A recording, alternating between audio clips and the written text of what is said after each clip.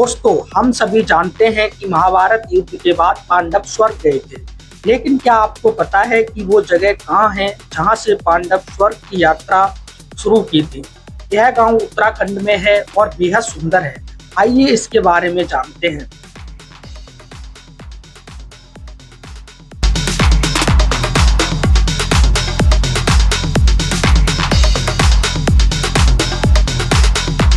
नमस्कार दोस्तों, स्वागत है आपका हमारे चैनल ट्रैवलिंग इंडिया ब्लॉग में। आज हम आपको लेकर आए हैं भारत के अंतिम गांव माना में, जिसे हिमालय का द्वार और पांडवों की आखिरी यात्रा की शुरुआत कहा जाता है।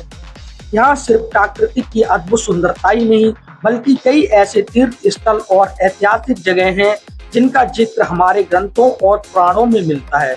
तो चलिए दोस्तों, हमारे साथ चलते हैं माना गांव की इस दिव्य और रहस्यमयी यात्रा पर और जानते हैं यहाँ के हर तीर्थ स्थल और प्राचीन कहानियों के बारे में।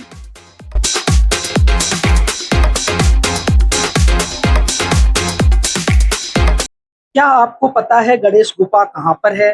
क्या आप जानते हैं गणेश भगवान वहां पर कैसे पहुंचे थे? क्या यह आप यकीन करेंगे कि गणेश भगवान ने वेद व्यास जी के कहने पर महाभारत के इसी गुफा में लिखा था?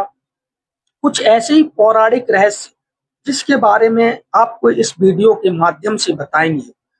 दोस्तों, गणेश गुफा उत्तराखंड राज्य के बद्रीनाथ मंदिर से करीब 4 किलोमीटर दूर माना गांव में स्थित है। इस गांव को हिंदुस्तान का आखिरी गांव कहा जाता था, लेकिन अब ये भारत का प्रथम गांव हो गया है। दोस्तों, ये रहस्यमयी गणेश गुफा एक प्राकृतिक रूप से बनी गुफा है। यह गुफा अलकनंदा और सरस्वती नदी के तट पर है।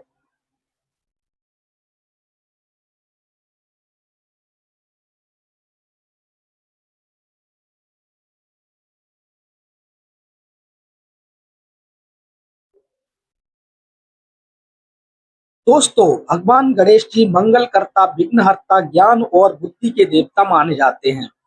इसीलिए जब हिंदू धर्म में कोई शुभ कार्य की शुरुआत होती है तो सबसे पहले गणेश भगवान का ध्यान किया जाता है।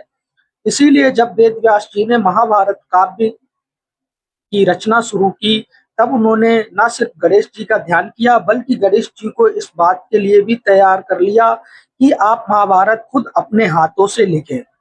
मान्यता के मुताबिक गणेश जी ने भी महाभारत लिखने की हामी भर दी। साथ ही एक शर्त भी रखी थी। व्यास जी से कहा कि आप लगातार कथा बताते रहना, नहीं तो आपकी कथा जहाँ रुकी मैं भी लेखनी का कार्य छोड़ दूंगा। फिर आपकी कथा पूरी हो या अधूरी, मुझे उससे मतलब नहीं है। वेद व्यास जी ने कहा, ठीक है, लेकिन आप बिना सोचे समझे और बिना मुझसे सलाह लिए कुछ भी नहीं लिखेंगे। इस तरह व्यास जी ने गणेश जी को अपनी बातों में उलझा दिया और गणेश जी को पूरी महाभारत एक छोटी सी गुफा में बैठकर लिखनी पड़ी। चलिए दोस्तों, अब हम चलते हैं वेद गुफा की ओर। दोस्तों, बने रहिए हमारी वीडियो में। अभी हम आपको वेद व्यास गुफा के दर्शन कराएंगे।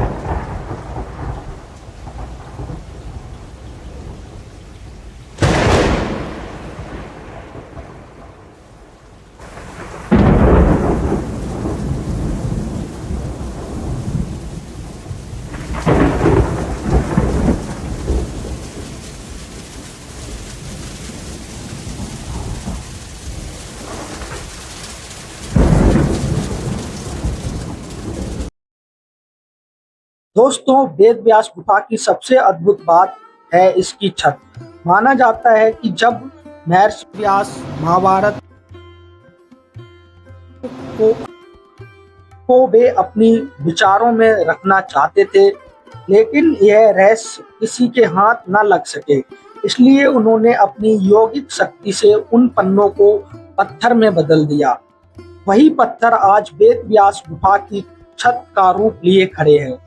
जब आप इस छत को देखेंगे तो ऐसा लगेगा जैसे किसी ने कागज के पन्नों को एक के ऊपर एक रख दिया हो।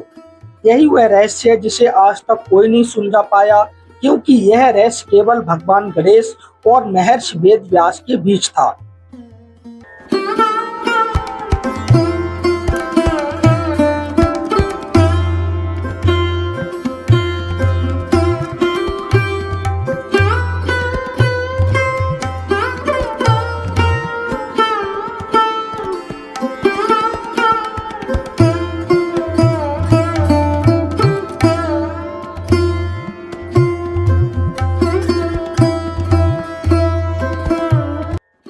दोस्तों अब हमने वेद व्यास गुफा के भी दर्शन कर लिए।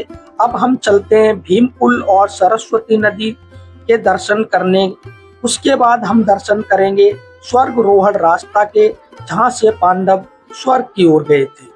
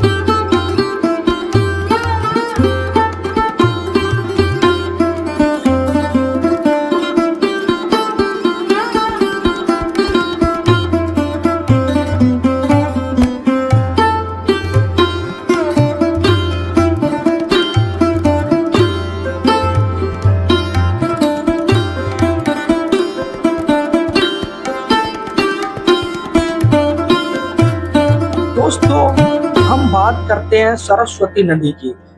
सरस्वती नदी बेशक विलुप्त हो चुकी है, लेकिन आपको माना गांव में आज भी इनके दर्शन हो जाएंगे। यहाँ गांव के आखिरी छोर पर चट्टानों के बीच से एक झरना गिरता हुआ दिखाई देता है।